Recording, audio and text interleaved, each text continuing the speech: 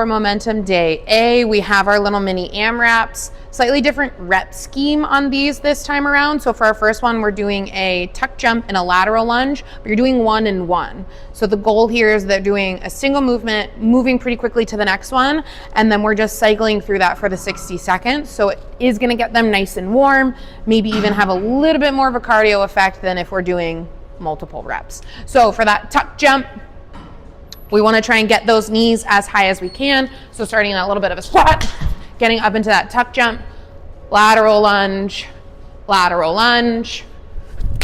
back into that tuck jump.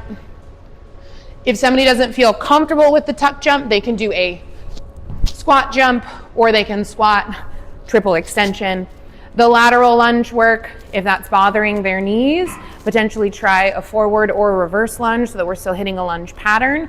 Or you can give them a single leg RDL so that we're challenging unilateral work here. Our second AMRAP on Momentum Day A is still gonna be a single rep scheme. So we're doing 1 push-up and then 1 and 1 for our plank tap. So they're staying in the same position. If people need to come up off their wrists for a break at a certain point in the minute, offer that as an option, or you can give them dumbbells to maintain a neutral wrist. So they're doing that push-up on the dumbbells. So for your push-up, making sure we're starting with that nice strong plank. So hands are directly under shoulders, feet are hip width. We are squeezing the glutes because we want to make sure we're staying connected from upper body, core, and into the lower leg. Elbows are going to be tracking along the rib cage or at that slight 45-degree angle so that we're staying nice and protective over that shoulder. So we're gonna have our nice strong plank setup, big inhale at the top, find that push-up, plank tap, plank tap. People can also work on an eccentric lower if they're still working to get that push-up.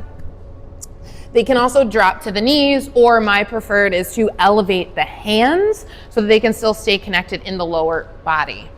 For our third minute here, we're actually splitting it in half. We're gonna do 30 seconds on side 1, 30 seconds on side B for our half kneeling wood chopper. So they're gonna come into that half kneel. I like to hold the kettlebell upside down by the horns, and we are taking our wood chopper from shoulder to opposite hip, making sure that as we hit that rotation, we are not flaring the rib cage. So we want to make sure we're cueing the glute to stay nice and tight, so we're stabilizing the pelvis and maintaining good connection with the core as we hit that wood chopper. They can start to straighten the elbows if they need, but if it is a heavier weight, having the elbows slightly bent is an okay option here. 30 seconds on one side, switch, 30 seconds on the opposite. So again, still working for that full minute, just a slightly different rep scheme. Our fourth minute, still working on unilateral. So for the first 30 seconds, we're gonna do a dumbbell curl for the bicep, a dumbbell bicep curl, as many would call that. 30 seconds on side 1. At the halfway point, we're switching, 30 seconds on side 2. Making sure that they're hitting full extension every time. I see a lot of people that try to stop here and do partial range bicep. We wanna go all the way straight, all the way curl. As we make our way into our circuit portion of Momentum Day A, we have speed and agility, where we're working on a hero board mountain climber. The sneaky part here is we are gonna try to use 2 hero boards to add an extra layer of challenge so that there is a little bit more degrees of freedom, a little bit more for them to control. So you're gonna have your 2 hero boards, and because we're rotating, every space should have at least 2 so that this can be achieved, okay? If that's a problem, I'm gonna show you some alternates that you can utilize with just 1. So you're gonna find your plank. Both feet are on a hero board separately. You're gonna maintain that nice strong plank. One leg comes in and then the other. They can go a little faster, but make sure that they're finding that nice strong plank before they drive the other leg in. If we are low on hero boards, what you're gonna do is the leg that's gonna stay straight is gonna be on the hero board, and your opposite foot is gonna tap the ground so that we are trying to stabilize on the wheels, okay? So that's how you're going to modify this if you don't have enough hero boards. We also always have just our traditional mountain climber on the ground, and that one they can pick up a little bit more speed as long as they're maintaining good stability. Exercise 2 for here is going to be a 4-corner pogo hop.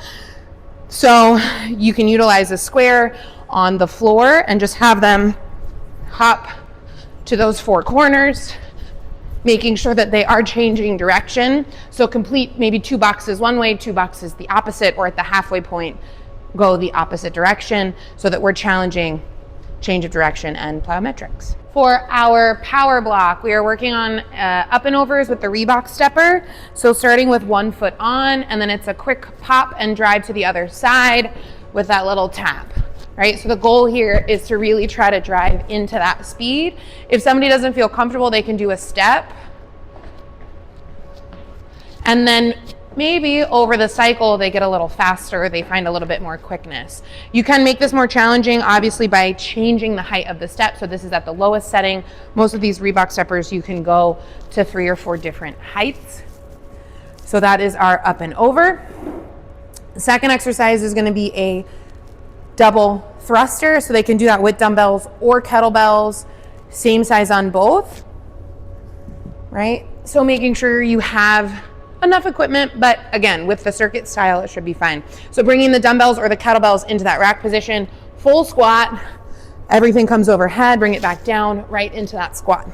I do want you to be careful. I don't want people to start squatting before the dumbbells or the kettlebells are at their shoulder. So make sure that they're coming here to the shoulder and then riding it down versus I'm here and I'm doing this, right? Because those kettlebells, those dumbbells are going to start to get really heavy and we're not going to have as much control. So let them come to the shoulder and then ride that weight to the ground or into the bottom of the squat, not to the ground.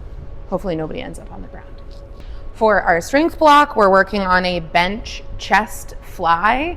So this is going to be with a pair of dumbbells. We're going to use our bench, laying completely flat, making sure head's supported.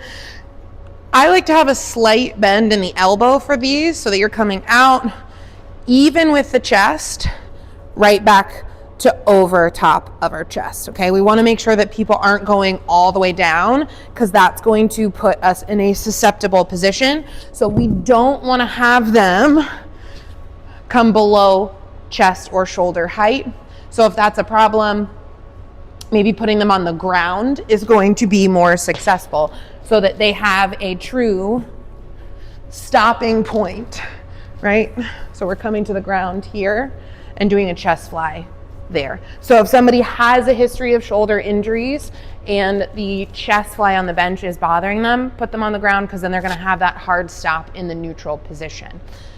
Exercise 2 here is gonna be a pronated bicep curl. So for your hand, right, if I'm carrying a bowl of soup, supination, pronation is gonna be palm down here, right? This is gonna be lighter than the supinated bicep curl we did in the warm-up. So make sure they know that because this is gonna work slightly different heads of your bicep, slightly different bicep muscle. So it's going to feel more challenging than the one in our AMRAPs. For our balance and body weight, we're doing a tricep push down with the TRX. So the trick here is that when they're in that sort of outward plank position, the upper arm is gonna stay glued to the side. And then in order to come up, they're just straightening the elbow. So it is just the tricep that is working here, but it's gonna be important that they maintain that good plank form.